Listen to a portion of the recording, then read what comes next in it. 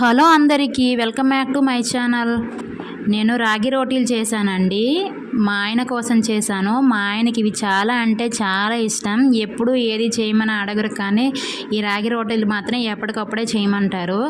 నేను ఎప్పుడు చేసినా ఇలానే చేస్తానండి, చాలా బాగుంటాయి.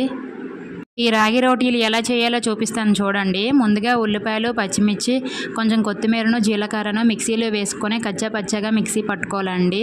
తర్వాత ఒక గిన్నెలో సోడిపిండిని వేసుకొని కచ్చాపచ్చాగా మిక్సీ పట్టుకున్న దాన్ని కూడా వేసి కొంచెం కొంచెం వాటర్ పోసుకుంటూ ముద్దలాగా కలుపుకోవాలండి.